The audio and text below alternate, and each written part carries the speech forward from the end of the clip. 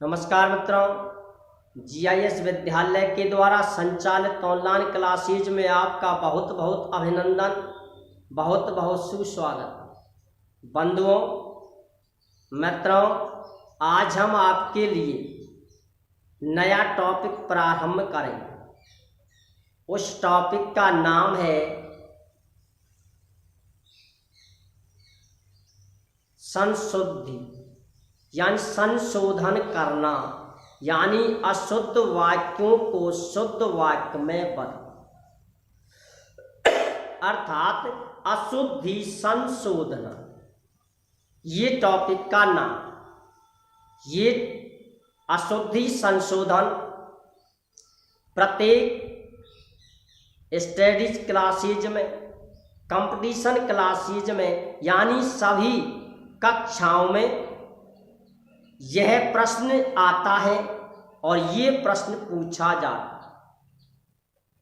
गलत वाक्य दिया होता है और उस वाक्य को आपके द्वारा शुद्ध करना होता है। अशुद्धि जो संशोधन है उसमें आपको सभी तत्वों का ज्ञान होना अति आवश्यक है। लकार का भी ज्ञान होना आवश्यक है, कर्ता क्रिया के मेल का ज्ञान होना भी आवश्यक है। कर्ता में किस विभक्ति का प्रयोग करें, कर्म में किस विभक्ति का प्रयोग करें, विशेषण किसके अनुसार लगाएं, विशेषण के रूप किसके अनुसार बनाए जाते हैं, यानी कर्ता की लिंग वचन विभक्ति आदि का विशेष ध्यान रखें, कर्म की विभक्ति लिंग आदि का विशेष ध्यान रखें, क्रिया किसके अनुसार आएगी उसका ध्यान रखें।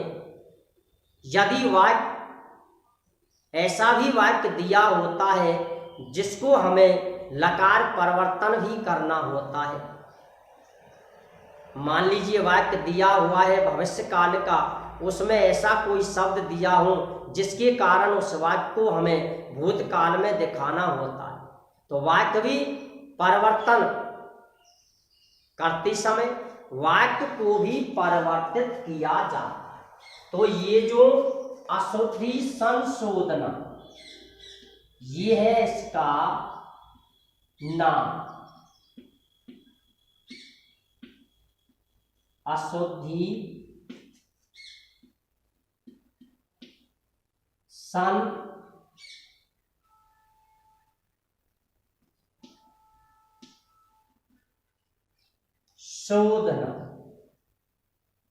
ये है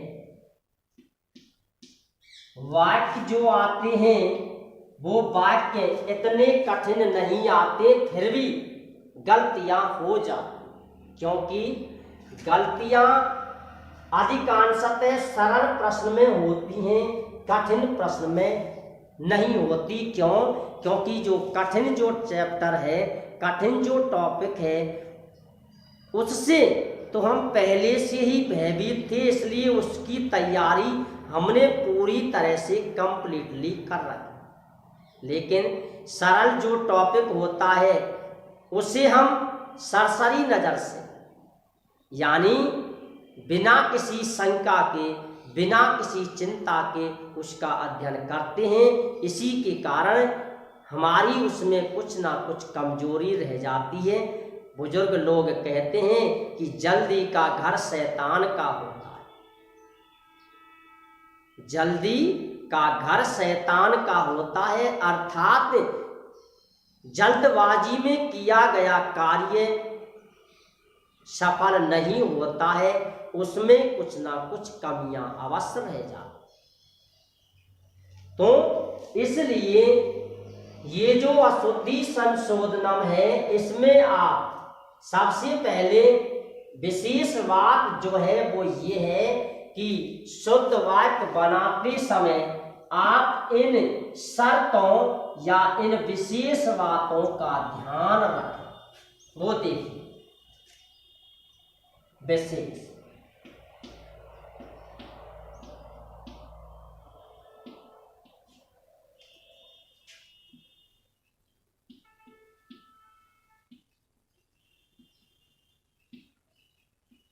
अशुद्ध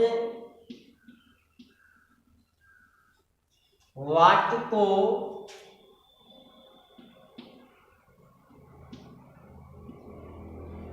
शुद्ध वाक्य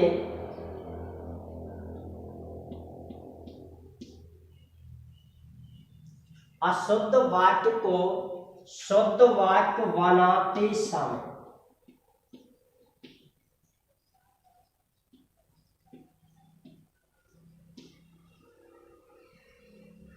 अशुद्ध वाक्य को शुद्ध वाक्य बनाते समय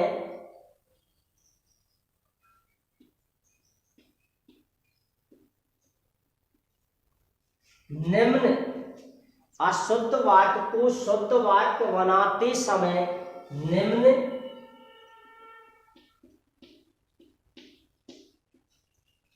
बातों का या निम्न शर्तों का विशेष ध्यान रखें।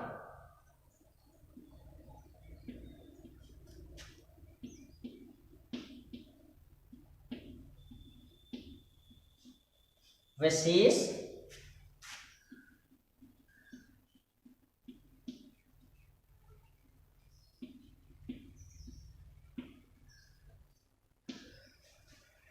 शुद्ध वाक्य को अशुद्ध यानी अशुद्ध वाक्य को शुद्ध वाक्य बनाते समय निम्न बातों का विशेष ध्यान रखें।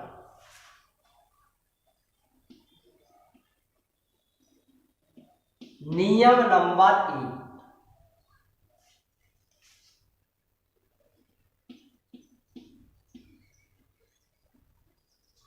वाक्य की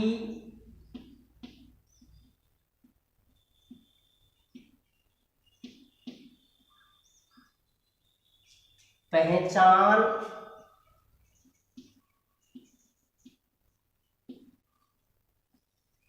वाक्य की पहचान अवश्य करें।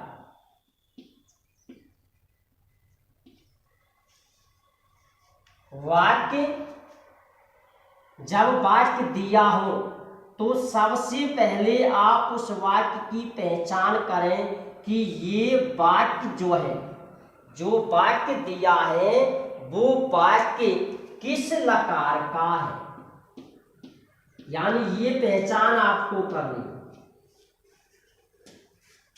जब वाक्य दिया है तो उस वाक्य की आप सबसे पहले पहचान कर लें कि ये वाक्य लट लकार का है या लंग लकार का है या विदलिंग लकार का है, अर्थात किस लकार में वाक्य दिया। नियम नंबर 2,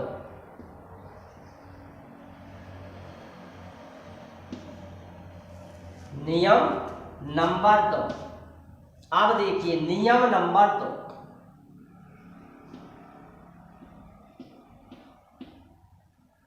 कर्ता के अनुसार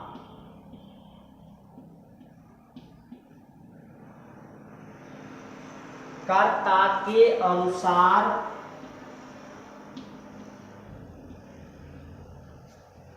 क्रिया का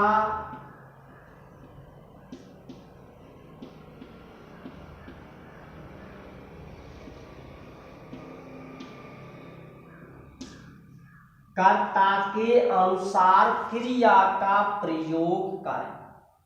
यदि कर्ता एक वचन है तो क्रिया भी एक वचन लगाएं। कर्ता यदि मध्यम पुरुष है तो क्रिया भी मध्यम पुरुष की ही लगाएं। अर्थात क्रिया और कर्ता, कर्ता और क्रिया इनका समान प्रयोग होना चाहिए। समानीकरण यानी करने वाला होता है कर्ता और अपने कर्म को जिससे करता है वो होती है उसकी क्रिया। तो क्रिया किसके अनुसार आएगी? वो आएगी कर्ता के अनुसार।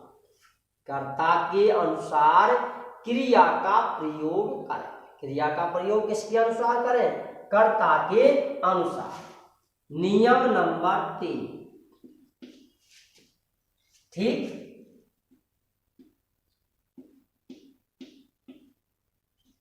कर्ता में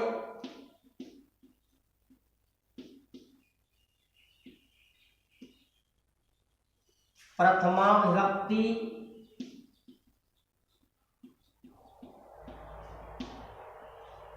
कर्ता में प्रथमा विभक्ति और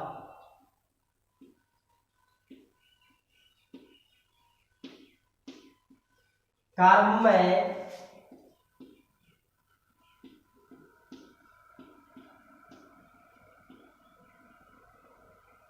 द्वितीय विभक्ति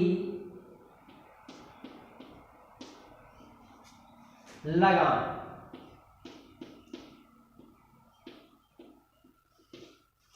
कर्ता में प्रथमा विभक्ति का प्रयोग करें और कर्म में द्वितीय विभक्ति का प्रयोग करें। अब ये जो नियम है ये मैंने इसलिए यहाँ लिखा है कि जो वाक्य जो दिया होता है अधिकांशतः, यही नियम ध्यान रखें आप, तो अधिकांशतः जो वाक्य दिया होता है वो वाक्य कर्तृवाच्य का ही दिया। कर्तृवाच्य में आप जानते हैं कि कर्तृवाच्य में क्रिया कर्ता के अनुसार लगाई जाती है, जिसके अनुसार क्रिया लगाई जाती है वही उसका कर्ता होता है, चाहे वो कर्ता हो और चाहे वो कर्म। दूसरी बात जो है वो ये है कि वाक्य रचना बनाते समय आपने एक नियम पढ़ा है, यदि क्लास पढ़ी है तो उसमें एक नियम है कि क्रिया जिसके अनुसार लगाई जाती है उसमें प्रथमा होती है। क्रिया जिसके अनुसार लगाई जाती है उसमें प्रथमा होती है। उसमें कौन सी होती है? उसमें प्रथमा होती है। तो देखिए, कर्तृवाच्य में क्रिया कर्ता के अनुसार लगाई जाती है, कर्मवाच्य जो है उसमें क्रिया कर्म के अनुसार लगाई जाती है। कर्मवाच्य जो है उसमें क्रिया कर्म के अनुसार लगाई जाती है। तो बताइए कर्म में विभक्ति कौन सी हो?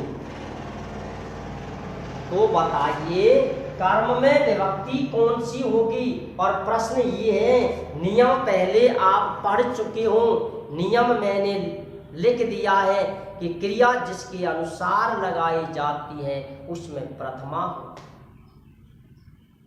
क्रिया जिसके अनुसार लगाई जाती है उसमें प्रथमा होती है। तो कर्मवाच्य में क्रिया कर्म के अनुसार लगाई जाती है, तो कर्म में विभक्ति कौन सी होगी? प्रथम। कर्म में विभक्ति जो होगी वो कौन सी विभक्ति होगी? वो विभक्ति होगी प्रथम। कौन सी होगी? प्रथम। अगला नियम, नियम नंबर 4।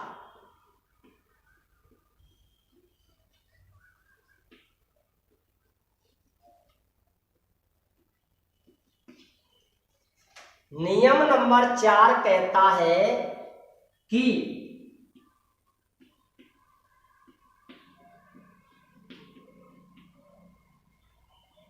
विशेषण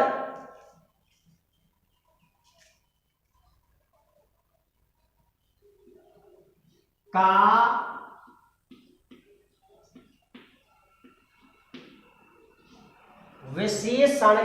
विशेष ध्यान रखें।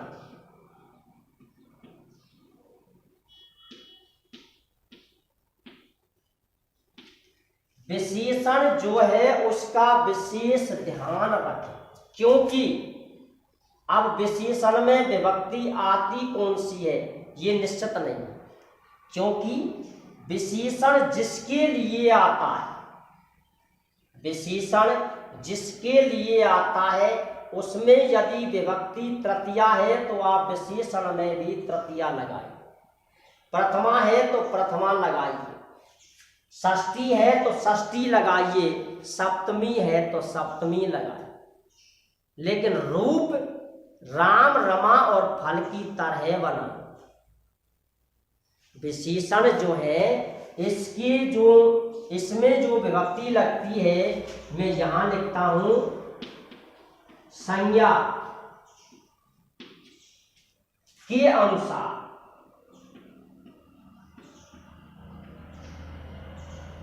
सर्वनाम या विशेषण।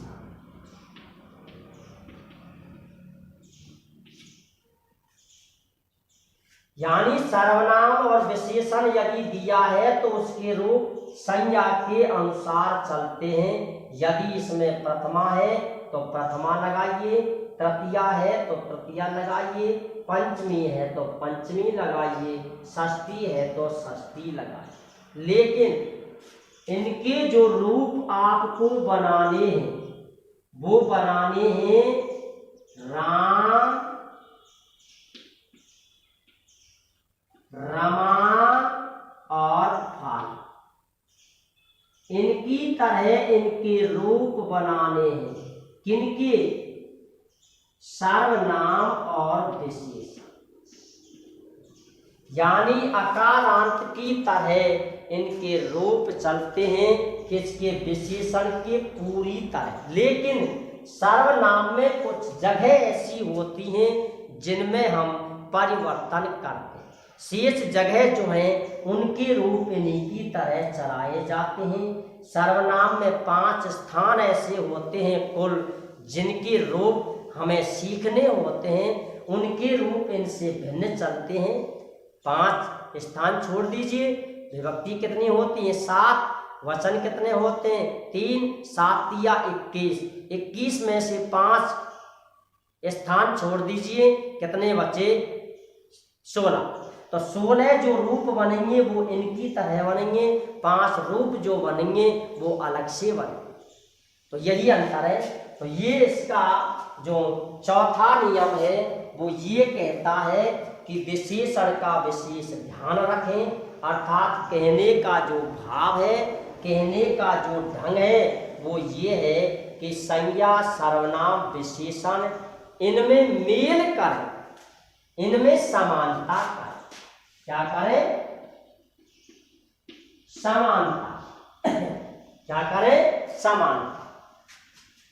अब आता है रूल नंबर 5। पांचवा जो नियम है, पांचवा जो नियम है वो ये है कि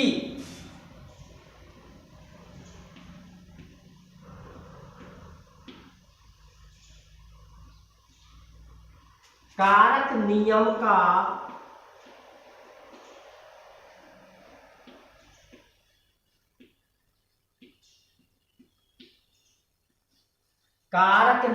का ध्यान रखें। यदि कोई कारक नियम लग रहा है तो उस कारक के अनुसार ही गौण जो कर्म है उसमें आप विभक्ति लगाएं। कारक का जो नियम लगता है वो अधिकांशतः गौण कर्म होता है। कौन सा कर्म होता है? गौण कर्म। कारक के नियमों का विशेष ध्यान रखें। जिस कारक का उसमें नियम लगा है उसी कारक की उसमें विभक्ति लगा। क्या लगा दे? विभक्ति लगा। नियम नंबर 6।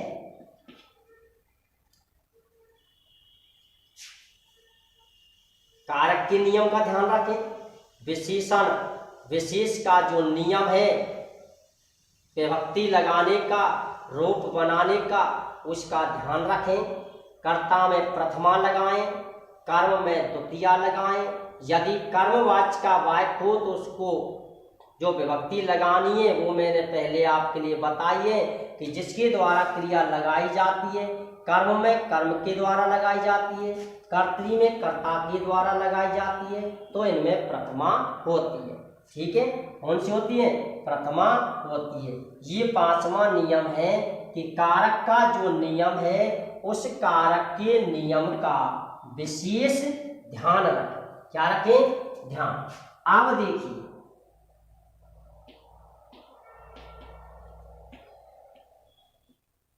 परस्मैपदी या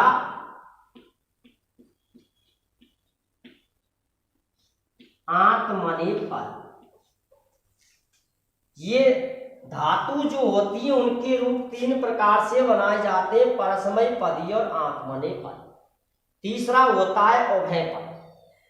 धातु के रूप 3 प्रकार से बनाए जाते हैं, लेकिन हमें मात्र ज्यादा जो जरूरत है वो है परस्मय पद की। कम जो जरूरत है, कम क्या है, आज तो नाम मात्र की जरूरत है आत्मनेय पद की, और वो कौन सा लकार है, लट लकार। लट लकार में ही आत्मनेय पद के रूप बनाए जाते हैं, शेष लकारों में आत्मनेय पद को समाप्त कर दिया है। क्या कर दिया है, समाप्त कर दिया है। तो बहुत सी क्रियाएं ऐसी होती हैं जिनके रूप हमें परस्मय पद में बनाने होते हैं, बहुत सी क्रिया ऐसी होती हैं जिनके रूप हमें आत्मनेय पद में बनाने होते हैं। तो आप इन क्रियाओं का ध्यान रखें कि कहीं ऐसी क्रिया तो नहीं है जिसके रूप परस्मय पद में दिए हैं और हमें बनाने हैं आत्मनेय पद। किसमें बनाने, आत्मनेय पद।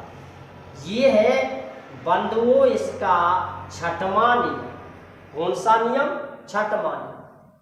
अब देखिए, अब एक अंतिम नियम है और वो है 7 रूल्स यानी 7वां नियम। ये 7वां नियम देखिए, यदि वाक्य में है दिया हो तो आप उसे लंग लकार में बनाएं। ठीक, इसी में जोड़ देता हूं, चाहे आप अलग से लिख लीजिए। रोल नंबर 8, यदि वाक्य में स्वयं दिया हो तो आप वाक्य को लट लकार में बनाएं। यदि वाक्य में है मिलता है तो आपको वाक्य लंग लकार में बनाना पड़े। यदि वाक्य में आपको स्वयं मिल जाता है तो आपको वाक्य लट लकार में बनाना होता है। कौन सा लकार बनाना होता है, लट लकार। ये जो 8 नियम, इन 8 नियमों के अनुसार यदि आपने वाक्य सही किया है, इन 8 ही नियमों को आपने बरकरार बनाए रखा है, इन पर आपने यदि ध्यान दिया है, तो मैं दृढ़ विश्वास के साथ कह सकता हूं कि आपका कितना भी कठिन वाक्य हो वो भी, यानी उस वाक्य को भी आप शुद्ध कर सकते हैं। अर्थात उस वाक्य को भी आप सही क्रम में जमा सकते हो, अर्थात उसे शुद्ध कर सकते हो। और वाक्य का मतलब तो आप जानते हैं, कर्ता क्रिया कर्म और वाक्य बन गया नरम। कर्ता क्रिया कर्म वाक्य बन गया नरम, चना जोल गरम। यानी कर्ता क्रिया कर्म वाक्य बन गया नरम, यानी इन्हीं के मेल से, इन्हीं का मेल जब वाक्य में होता है तो वह वाक्य बड़े ही सरल तरीके से यानी आसान माध्यम से बन जाता है। तो आप इन 8 नियमों का पालन करें और इन्हीं के अनुसार आप वाक्य को बनाएं। आपका वाक्य 100 नहीं 110% बिल्कुल शुद्ध जाएगा, अर्थात सही माना जाएगा। आपके द्वारा अशुद्ध वाक्य को शुद्ध वाक्य करते समय कहीं पर भी कोई कमी नजर नहीं आए। ठीक है बंधु, तो आज आप सबसे पहले ये जो 8 नियम हैं, इन नियमों का अध्ययन कर। अब देखिए, यदि इन नियमों को आप पढ़ेंगे, समझेंगे, तो एक पंथ दो काज, एक पंथ दो काज। इसका मतलब क्या है?